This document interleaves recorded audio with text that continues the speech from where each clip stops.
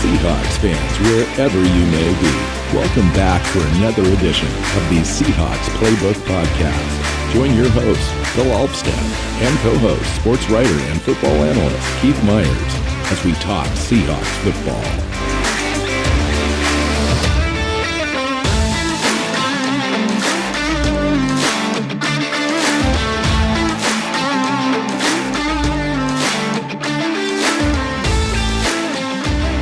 Hey, Seahawk fans. Welcome back to another edition of the Seahawks Playbook Podcast. I'm your host, Bill Alpstead, sitting down with Keith Myers. We're going live at the end of the Seahawks versus the New Orleans Saints game. Keith, Seattle drops it 32-39 against the Saints. They made a valiant effort, I think, on the offensive side of the ball to get back into this game late into the fourth quarter. But Seattle's defense, again, kind of got it in its own way as a team and failed to stop the Saints on critical running plays.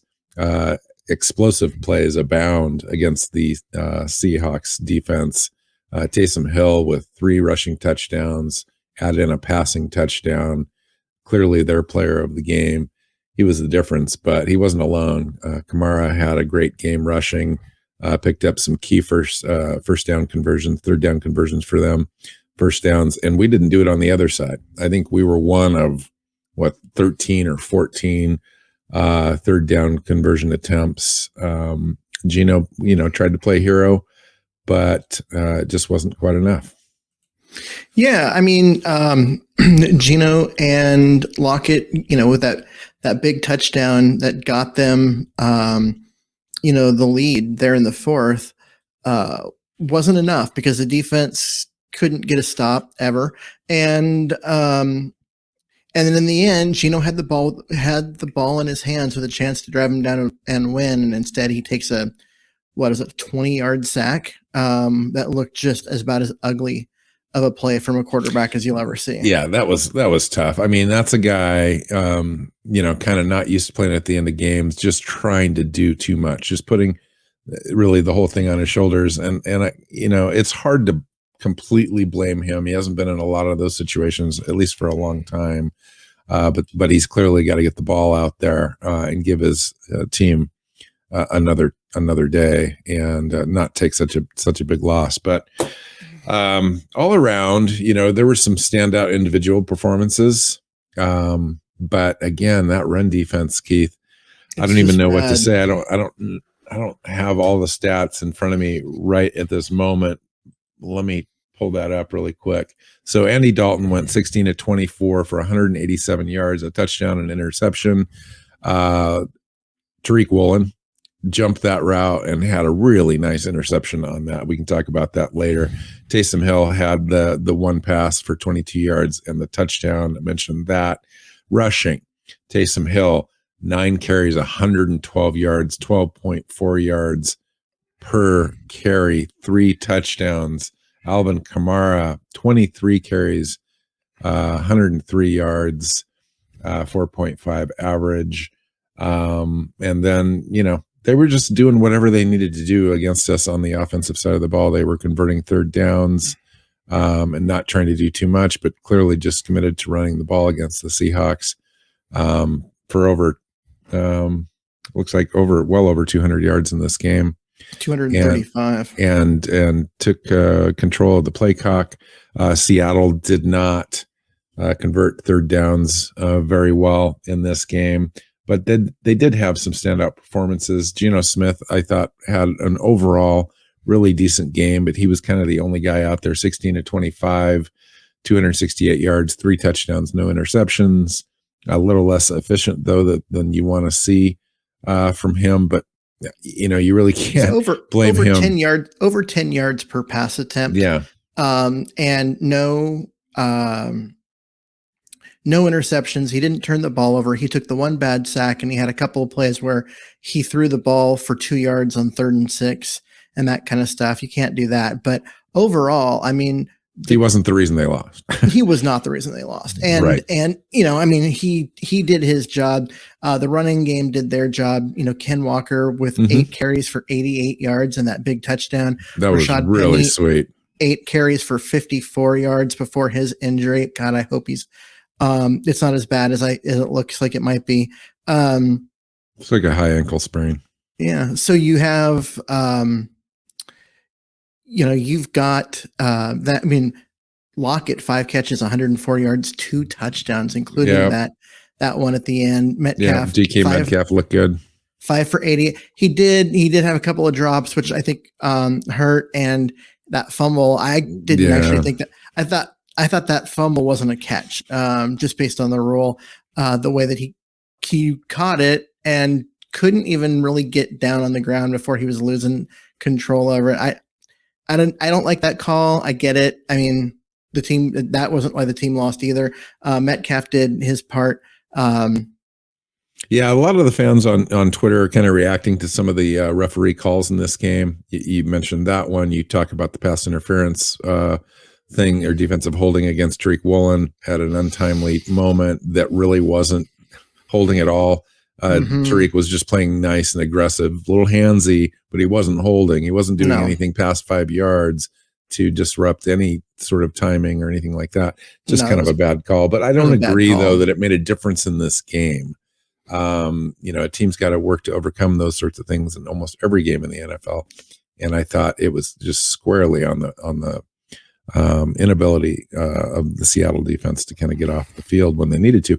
I will say this, though, they did create some punts in this game. This wasn't a complete washout on the defensive side of the ball. And this Seahawks offense did get the ball back.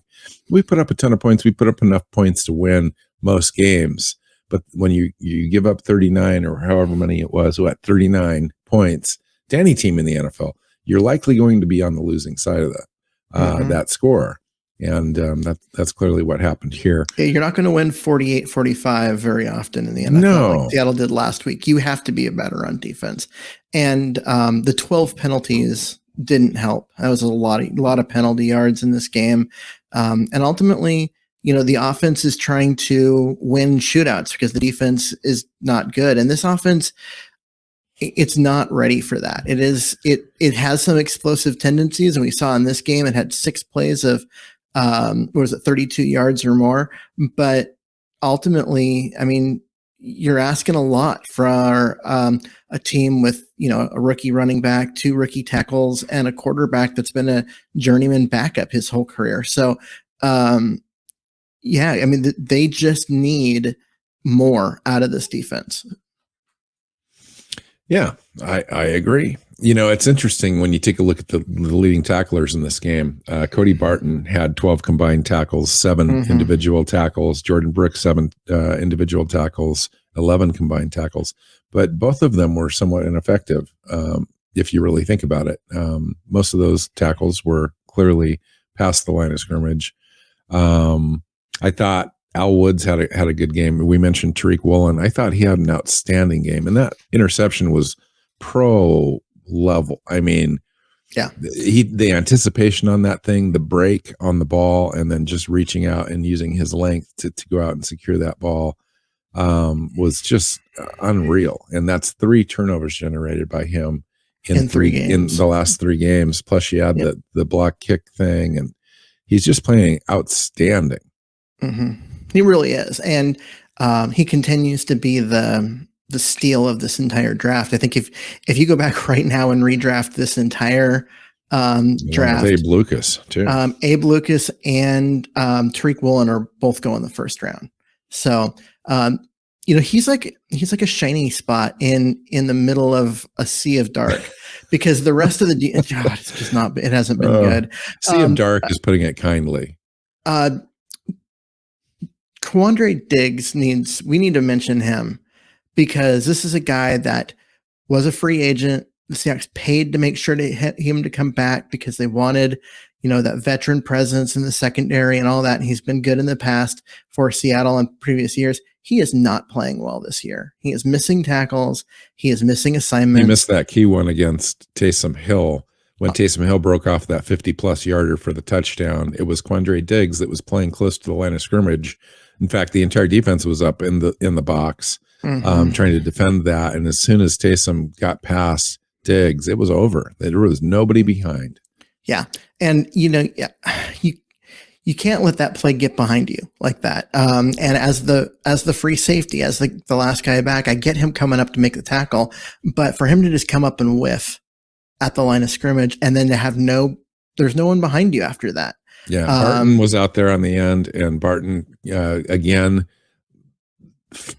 got blocked in, away from the play. Taysom just ran around him. Quandre was in that spot, but Quandre missed the tackle, and that was it. Now Woolen tried to catch up to him, finally did catch up to him, but not enough to prevent the touchdown.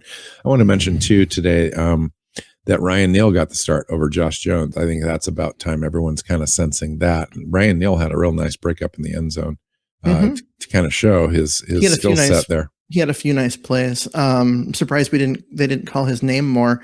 But I think a lot of that was because he was, when he was in coverage, he had good coverage, and so the ball didn't go to his guy. 6 tackles today for him. Yeah. So he played pretty well. We did this too. Our defense, when they were out, Michael Thompson and Jarvis Landry out in this game, Jameis Winston out, and their offense just kind of took it to us. And then Olave also left in the first half. Yeah, in the first half, concussion. And so they were without their top 3 receivers and their quarterback.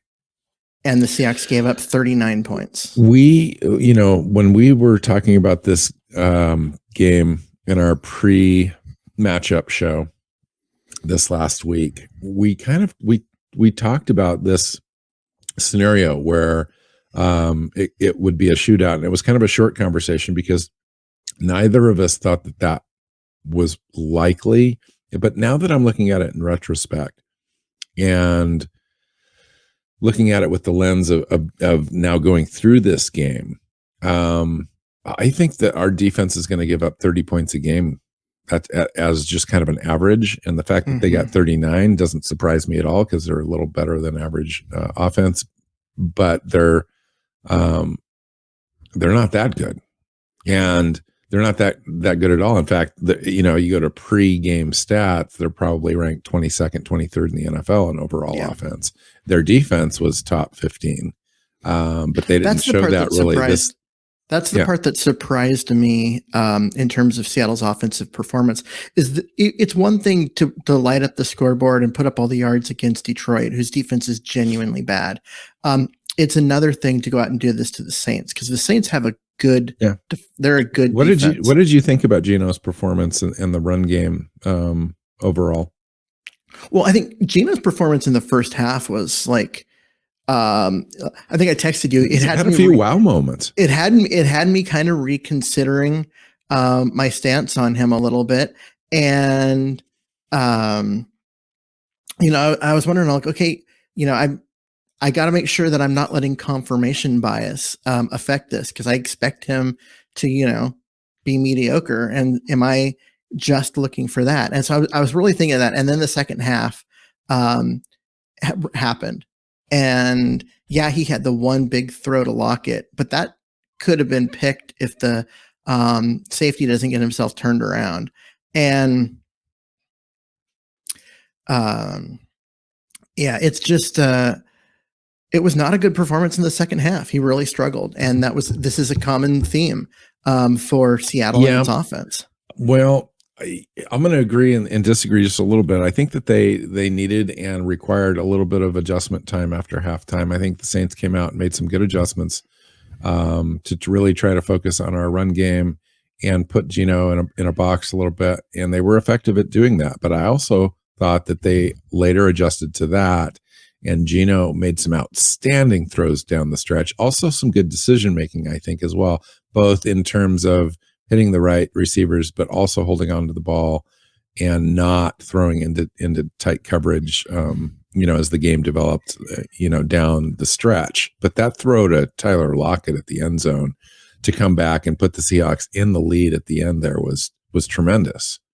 Yeah. Tremendous throw. And like I said, that throw aside, because that throw was freaking amazing. It was just, the rest of the second half, though, I didn't think he played that well. And it comes down, you look at that, the sack he took at the end of the game. The sack he took is terrible. That was bad. That was almost Russell Wilson bad in terms of sacks because he does that sometimes. But Again, there's a player in Geno Smith right there that knows his team best and was trying to put the team on his shoulders, you know, and sometimes I don't blame a guy for that in that situation, but you've got to make a better decision there. You've got to get the ball out, but it's so tough. It is tough. Well, and I think what it comes down to is you know, in that situation, trying to do too much. Well, there's a reason why we haven't seen Geno with the fourth quarter comeback or any of that, winning that fourth quarter drive. He's not that guy. He needs to rely on his playmakers. He needs to let his guys go do their jobs. And we saw that Ken Walker, that amazing run in the second half that if you look at the stat sheet, it doesn't quite look like the offense got shut down like it has been in the past.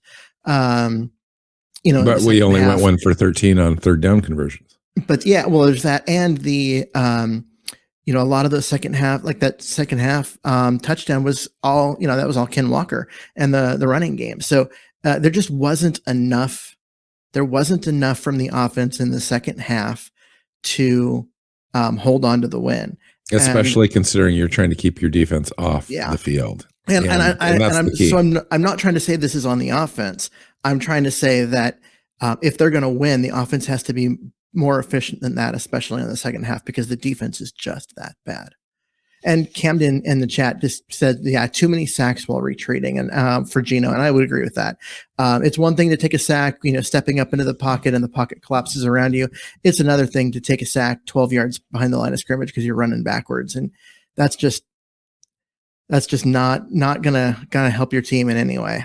I think that's something that Geno can improve upon. I think that as you go forward in the season, you understand your physical limitations and so forth. It becomes clearer, you know, when you need to get rid of the ball and so forth. That internal clock, if you will, is going off in your head, and he's going against the best in the world. You know, Cameron Jordan was great in this game against arguably the best rookie tackle in the NFL. And he ran around him for that one sack, and then later in the game, you know, at the end was a factor too. So yeah, but he also wasn't a factor on a lot of plays. I mean, Abe Lucas did get beat twice by Jordan. He also won a lot of those times when they were up against each other, and that just goes to show you, like, he's been so good and so unexpectedly good that a third round offensive tackle would be that good. But yeah, you're going against Cameron Jordan. You're going against one of the best in the game. And as they pointed out from the broadcast, they weren't giving him a lot of help. They weren't giving Lucas, Will Dissly beside him to try and help him out. They were asking him to go one-on-one. And that, I mean, I can't say enough about how well that kid's playing. I agree.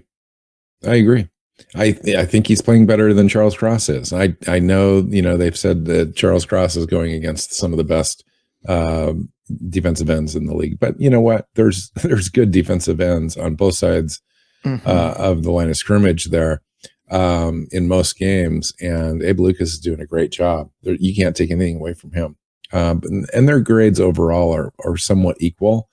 Both have a few untimely penalties here and there, giving up a few quarterback hits and hurries and so forth. But that's exactly what you're going to expect from rookies in their first season, their first 5 games in the NFL. But overall, man, you're right. You've got to hand it to them. They're doing well. I wanted to mention Boye Mafe too. Boye Mafe came out and started this game opposite Uchenna Nwasu at defensive end, at outside linebacker for the Seahawks. But I did see Darrell Taylor in there shortly thereafter on a couple of series, so I know that he was in there as well. And I thought early on they did a pretty decent job stopping the run. I thought Al Woods was outstanding initially and forcing a lot of that stuff. outside, and Nuwasu and Boye Mafe and the other linebackers were out there to make plays. But over time, it seems like they just got worn down. Seattle couldn't get off the field. Our lack of being able to convert on third downs on offense, leading to punts and so forth, put our defense out there quite a bit. And we're just not that team. We're just not able to overcome that. And against a team with a challenge player like Taysom Hill, I mean, the kid can run. He makes a difference. It's crazy when you see him in person. You think, well, he's kind of a gadgety guy, but no, he's like 220 pounds, 6'2". He makes good decisions, and he takes advantage of defenses. And he can. I mean, he's not. And he can throw the ball. He's not going to light up a scoreboard if you ask him to play quarterback on every play. But you have to commit an extra guy up at the line of scrimmage to try and stop him from running, and he can throw the ball good enough to beat you in that situation. So he's tough. Boy, he really is a tough stop for most teams, but he just ran all over Seattle. It seemed like no matter what, they were going to gain 5 to 6 yards on any play, and with the potential to knock one out of the park, and they did. I can't remember how many big plays, explosive plays Seattle gave up today, but I guarantee you it's close to 10. And you can't give up that many big plays like that on a defense and expect to win. You just can't, even though your offense is actually scoring points pretty well. It's just too much of a deficit. You had mentioned to me, I think in a text, that you thought that we were going to lose this game. It was close to halftime, a little, maybe into the third quarter slightly. No, it was in the third quarter. The third quarter wasn't quite over. And I was like, if we give up a score here, it feels like we're going to lose. And they did. And then we got down by two scores, and and then we immediately came back and threw a touchdown pass. And so at that point, I was like, and it was just I didn't trust our defense to get stops, and we needed, because if you're down 2 scores, you've got to get a couple of stops so that way your offense can have a chance to put up enough points. And they actually did. They got that big run by Walker. They got that beautiful touchdown by Lockett. And for a second there, they were up by 1. But then the defense, a second. And then they immediately came back and scored a touchdown after that. Yeah. Taysom Hill touchdown. Yeah. And it just, at that point, it did seem inevitable. And then when the team ultimately lost in the end, it was so sad to be right. I wanted to be wrong there. You and I had the same thought. I want to see this team do what it does. Run the football, not turn it over, play good defense. Except for they don't play good defense anymore. They're one of the worst defenses in the NFL, and it's just hard. The Saints were 9 of 12 on third down conversions. Yeah. And the Seahawks were 1 of 13. Yeah. And that's the difference, really. Yep. In this game. Any number of those could have been stops, and you're forcing them to punt. You're taking the ball out of their hands. You're giving it to our offense, giving Geno Smith another opportunity. I got to hand it to Geno Smith, though. Keith, this is a game that I thought would be a really good challenge for Geno. Saints defense is no slouch. They've got good edge rushers, good linebacker play. Lattimore was out there defending against Metcalf. And I thought it would just be a great challenge for this offense. And I think they kind of met that challenge. They were able to run the ball effectively. Geno Smith looked great, especially in the first half. Came back and made some good plays in the second half, enough to put his team in position to win the game. Oh, yeah. And so when you take a look at those factors, I'm just really proud of the way Geno is stepping up into this role this year and exceeding expectations and at least giving his team a chance every week. And that's way more than I think that we acknowledged or gave him credit for at the beginning of the year. So I'm really happy that it's kind of turned out for him that way. Yeah, I'm going to agree with you on that, because this is a good defensive team that the Saints have, and the Seahawks still put up, a over 30 points. They had the lead in the fourth quarter. They did those things. And I don't want my saying, they weren't efficient enough in third down or whatever to feel like too complaining. They did their job. The offense did its job. It's the defense that let this team down. Those 14 points that we gave up in the third quarter and did not respond with any points of our own in the third quarter was the difference, because we outscored them in the fourth quarter, 13-8.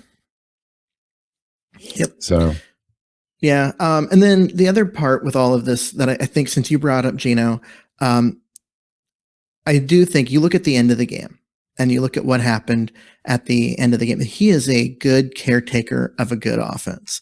You can win a lot of games with a quarterback like Geno, but he also was the guy who has had many opportunities to take the team down the field and get the team the win, and has yet to do it. I equate him to Alex Smith, who drafted by the 49ers, kind of washed out there, but then ended up with Andy Reid in Kansas City and got them deep into the playoffs. But even Andy Reid knew you have to have better in order to actually get that championship. And I think this is kind of where we're at with Geno. Is he's better than I expected him to be, but I still don't think he's an answer at quarterback. He's a guy that will be a great bridge to a young player, or that they can give a guy a year to learn from someone who studies the game really well before they turn it over to a more dynamic player. I think that that's really kind of the key that you mentioned there. I would even take it just a step further and say that this game really kind of made it more comfortable for me in my mind to actually go ahead and run Geno out next year. And that's kind of what you're saying. Yeah, I'm for running him with back maybe a little year. bit more confidence, maybe even extending Geno now rather than later. He's going to get paid. He's going to get paid by somebody. I think he's better in a Seahawks uniform going forward, even if you give him like a 3-year deal, because that still does not prohibit you from drafting your quarterback, but it does give you a larger opportunity in the draft to let the draft fall to you. And what I mean by that is, if you're not going to pick top 5, you're going to miss out on probably the top 2 quarterbacks in this draft. But if you've got a quarterback that's going to get drafted a little later at 10 or in between 10 and 30 somewhere, you could get a quarterback with one of the 2 first-round picks that you do have. But it will also allow you to go out and you talked about this in earlier shows, get a whole bunch of defensive players with those early round picks and really make a difference on your team, because we need an infusion of talent, speed, and quality there that we just do not have. And allow a quarterback to come in and not have that pressure of playing right away. Have Geno, again, you mentioned it, be a bridge to that player, while still giving your team a chance to win right away. And I think that's where we're at with Geno Smith. And it's not a bad thing. This emergence of Geno this year is still a good thing for the franchise. It gives the franchise more options when it does come to the draft, or when it does come to free agency next year, where they don't have to myopically focus on figuring out a way to get to the top of the draft to get their quarterback. And maybe they still do that. Maybe that is the option they ultimately end up on. But this level of play does give them more flexibility to look at other positions as well. As long as they get him extended, because right now he's set to be a free agent after this year. And so I agree with your take on go ahead and sign him to the extension now. I would add 2 more years to it, so he gets next year and the year after. Next year, he goes into the year as a starter with, a rookie backup, and then if the backup's ready, he comes in and plays in year 2, and Geno goes and finds another team. And if not, then they still got Geno. So I really think that kind of should be the plan at this point. He's outperformed all expectations. He's shown that he, while limited somewhat, is still a guy that you can win with. He's still a guy that he's Alex Smith. He can take you to the playoffs. He may not win you a championship, but he can take you to the playoffs. And that is if you're surrounded by good quality teammates. He is on offense. He's not on defense. And like I say, I do think he's good enough to do that. And he provides that, 2 to 3 year, counting this one, bridge to get them to a young, dynamic player. But they've got to go get that dynamic player. Yes. In a draft that's possibly loaded with at least 4 or 5 of them. Yeah. And then you look at, if this team goes and goes, oh, we're going to commit to, as Camden said on YouTube, Will Anderson with that first, their first pick, and then go defense next year, the team's going to be too good for them to get a quarterback.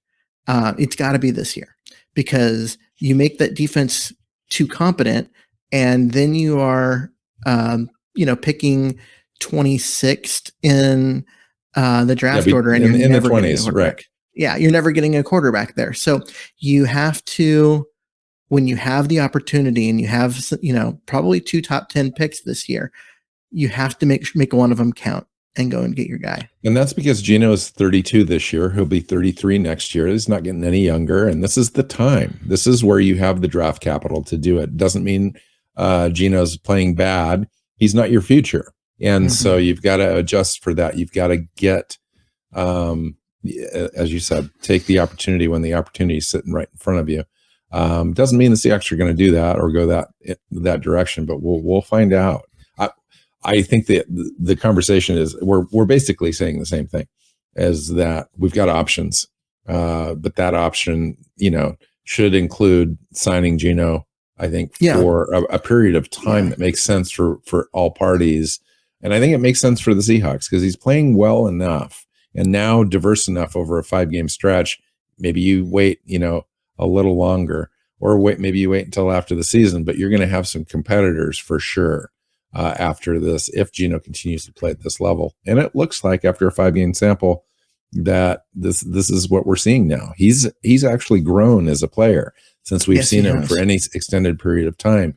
He understands his reads better. He's getting the ball out better. His timing and touch is, I just have these wow moments with him. Like, I can't believe that I'm watching Geno Smith throw the ball 30 yards down the field with that much accuracy. And so if you can lock him up for a couple of years, that gives you some options at quarterback that maybe you didn't have prior to the season beginning, where you thought for sure you were going to be in the running for a top 3 pick and you were going to go out and get one of those studs coming out of college right away. Now, as Camden said, Lamar Jackson is sitting out there in free agency. Maybe that's a move we make, or maybe it's one of the quarterbacks that are, not exactly first tier in the first 3 or 4 quarterbacks taken off the board in this draft. Maybe it's that next tier where it's, the back end of the first round or second round guys that are available as well. Because I'm telling you, it doesn't matter. It doesn't matter if we pick a guy, if we don't have a defense that you can put up on the field, it's going to be pretty ugly. But you mentioned that earlier. You get a Will Anderson in here, you can still have one of the greatest defensive players to come out in college football, but your defense is still crap because there's still only one Will Anderson and everyone else around him is not good. So it's a process. Yeah, you got it. They need an overhaul of their defensive talent, and you're not going to do that unless you invest the draft capital in it, because you just can't make a big enough impact free agency wise. The costs are too much. So the Lamar Jackson comment made me think that I think a more likely scenario would be the Bears giving up on Justin Fields and sending him out, like shipping him off for like a 4th or 5th round pick, and then having a situation where you can let him, sit for a year, undo the damage that Chicago has done to him, and then give him a chance to show off his talents, because he's extremely talented, but the Bears are just getting him destroyed.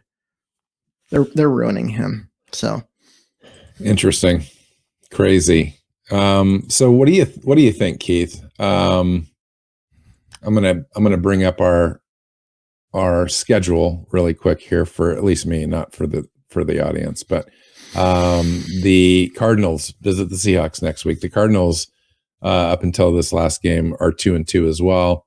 Then the Seahawks traveled to the Chargers. The Giants coming in. The Giants were 3-1 entering this weekend. Things don't get any easier. The Giants beat Green Bay. Okay, so they're 4-1. Yeah. Wow. So 4-1 Giants come in. So that game is no longer a gimme by any means. So the schedule doesn't get any easier, is what I'm saying. And the defense is what it is. We've got a 5-game sample now. The offense is looking pretty good. I'm not so worried about that. It's kind of a role reversal of what I was thinking heading into the season would be the case. I think everyone was kind of in that boat. Everyone thought the defense would be pretty decent going out and the offense would really struggle. The opposite is true, but the results, I think, are going to be the same. Yeah. I mean, at least having a good offense and a bad defense is at least more entertaining, because games that you lose, 38-31 are more fun than games that you lose 9-12.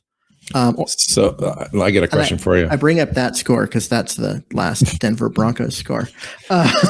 So with this defensive performance and struggles, and in the past, we've been able to kind of right this thing a little bit and get the defense to play better in the second half of seasons. What does this do to the idea of Pete Carroll as a coach and the decision-making of Clint Hurt and Sean Desai, Carl Scott and company, as far as their coaching, their scheme? Or is this just strictly a lack of talent, a lack of depth, and a personnel issue? I think it's mostly a personnel issue, and it's mostly a personnel issue up front, where you've got a bunch of guys that are players that do what's good in a 4-3 trying to play in a 3-4.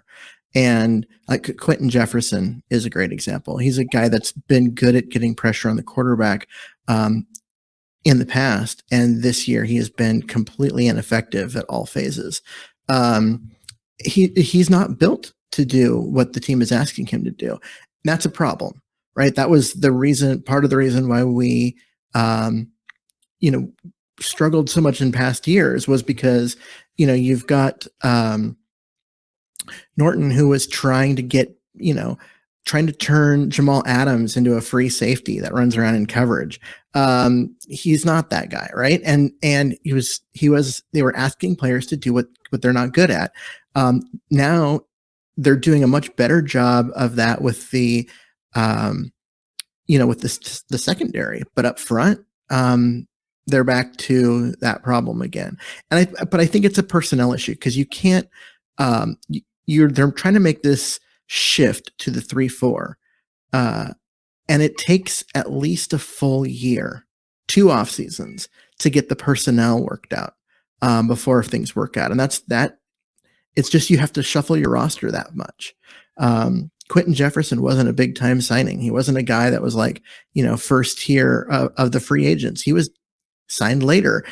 He was brought in because they weren't able to land one of the guys that they thought could anchor the line and do that, but they still needed a guy. They still needed someone to come in and be a guy that can take some snaps and do some things and be a veteran and not make too many mistakes and that kind of stuff. So they went ahead and signed him, but he's not a good fit, and they just need another year to get all of this right. I agree. Yeah. And, and that points to the lack of depth as well. So the players that we do have here that are behind the starters are just not living up to it as well. And so it's inherent that we have problems and issues, and they're not able to make adjustments to make it any better. In fact, this game looked as bad as it's been, especially trying to defend the run. Andy Dalton's not going to kill you, and they're missing 3 of their wide receivers. So you're not really worried about that. Even then, we couldn't stop the run. Even when we're stacking 8 guys in the box, they're still beating us. They're still knocking Quentin Jefferson off the ball. They're still having Cody Barton making tackles 7 yards past the line of scrimmage. I even noticed Al Woods was about 8 yards past the line of scrimmage on one play to stop the run. He was the guy with the tackle, 8 yards past the line of scrimmage, which is just crazy. And so, good hustle for a 330-pound guy. You don't usually see that. Good hustle. But Yeah. you don't want your 330-pound guys making tackles 8 yards past the line of scrimmage. If they're making tackles, it needs to be either in the backfield or at the line of scrimmage.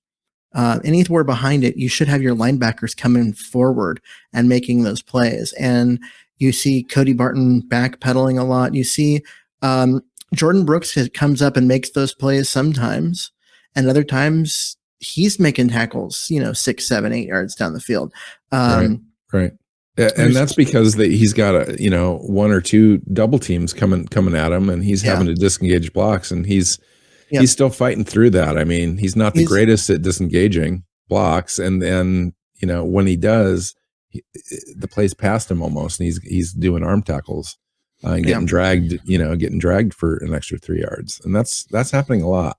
Yeah, he's having to fight off a lot of guards that get to him before he can get over into the gap and make a play, and that is grounds for a good running game by the other team. I was so excited to see Jordan Brooks against Kamara just lift him off the ground and plant him on that one play. But think about how many plays you've seen Jordan Brooks make like that this year, where it's just a tackle in open field and solid and just boom. That was like one of the only ones I can remember. Everything else is an arm tackle and a reaching tackle behind the line of scrimmage, almost past him. He's had a couple, but he hasn't been as good as you and I anticipated after watching him last year. Some of that has to do with, I think he is adjusting and doesn't have Bobby Wagner beside him to, make all the defensive calls and allow him to just play and not think. And I think that you've also got, there's just more problems in front of him. So he's just not as clean getting through traffic. Yeah. What are the chances we see before the trade deadline trade this year to bring in somebody to solidify that defensive line? Or do you care at this point if they're 2-3, maybe they're 2-4, 2-5 by that time, and you just kind of live with what you've got? I think you live with what you got, and you go ahead and you don't trade for a veteran. When you're 2-5 or, whatever, you play a young player, and maybe, Miles Adams has been bad when he's been out there, but maybe with playing time, he can make some adjustments. Or maybe there's some other practice squad player out there somewhere where we can pick off. Yeah. And just get some other guys out there. I would say it's more likely that the Seahawks trade players and that Artie Burns isn't playing because for some reason the team likes Michael Jackson. He just came in today. He was active for the first time this year. Yeah, and he played some, but or Sidney Jones. What's going on with Sidney Jones? He's a healthy scratch. One of those two guys getting traded away to a team that's desperate at corner, or especially after Trey Brown comes back. Yeah. Or Gabe Jackson on the offensive line. He's in the last year of his deal. Yes. And they've got Phil Haynes, who's actually playing well this year, who could come in and Jake Curran, both of which could come in and take that spot at right guard. So I could see him being traded. I would see them more as sellers than buyers. Interesting. Yeah, that's a good point. That's a great approach, actually. All right, I think we're going to wrap this thing up. We've stopped talking about the Saints game for the most part. There's really nothing else to say that we haven't already said. It's mostly a defensive situation now, although the offense probably could have played a little better, especially on third down. Gino tried to do as much as he could, and there were a couple players that helped him out. We saw Ken Walker have that big play. Tyler Lockett looked great again, catches everything. You mentioned it on a text that we had. He just catches everything. Yeah. Metcalf looks good. The tackles look good. There's a lot of good things. I think Fant had a couple of great catches today. Noticed him pop Will Disley again. But on the defense, you just really struggle beyond Tariq Woolen to come up with a player that you're really excited about, that you'd build a franchise around, that you love to see week in, week out. There just aren't any. And that's a problem because it's going to take, I think, more than just this next offseason to rebuild something that's this bad. This is more of a 2 or 3 year deal, it seems to me. But we'll see.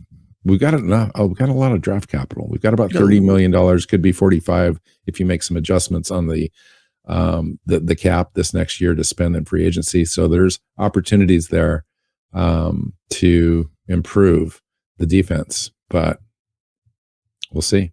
Yeah, I think, while there's no guys that are like super excited to build a team around, I do think there's talent.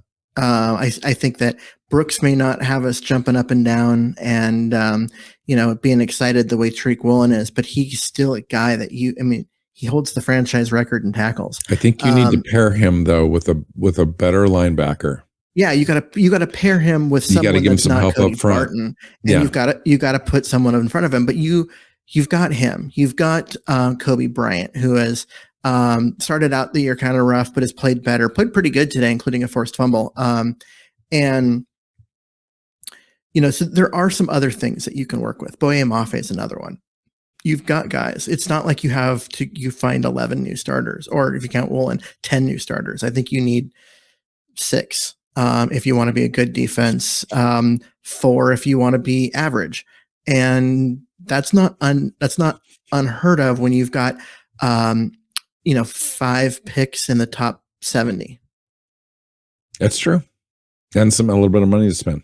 Yeah, I agree. I think they can do it. It's just gonna take some focus. It's gonna take some time, and there's no quick fix. This year is kind of what it is. We're 2-3. That's probably 1 win more than I thought we'd have at this time, Keith. You'd kind of been in this range. It was 1 win more than you predicted on our prediction show. It's exactly what I predicted in our prediction show. Right. And so we kind of are what we are. We're between a 5 and 6 win team. But these games where we're evenly matched or slightly worse off roster wise, they're going to be close games, and we could end up on the losing end. And I think it happened today. I kind of predicted a loss. You predicted a loss, and we lost. I'm not trying to say, yeah, I was right. Opposite. I don't feel good about that. It's like I'm predicting that just sheer out of necessity, because it is what it is. I'm trying to be realistic, but the team is showing promise in certain areas, and other areas, man, it's a dumpster fire. It just is what it is. So anything else, Keith? No, I think we've wrapped this up. Let's flush this game, and we got our midweek show. We'll figure out what we're going to talk about with that, and then get ready for the next one. Sounds good. Find Keith on Twitter at Myers NFL. You can find me at NWC Hawk. The show is at Hawks Playbook on Twitter. Find us on your favorite podcast platform.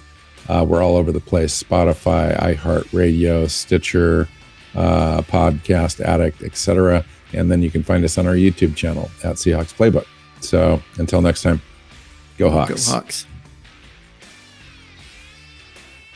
Seahawks Playbook podcast listeners, thanks for joining us for another edition of the show. You can find us on Twitter. Bill is at NWCHawk, Keith is at Myers NFL, and the show is at Hawks Playbook. You can listen and subscribe to the show at SeahawksPlaybook.com.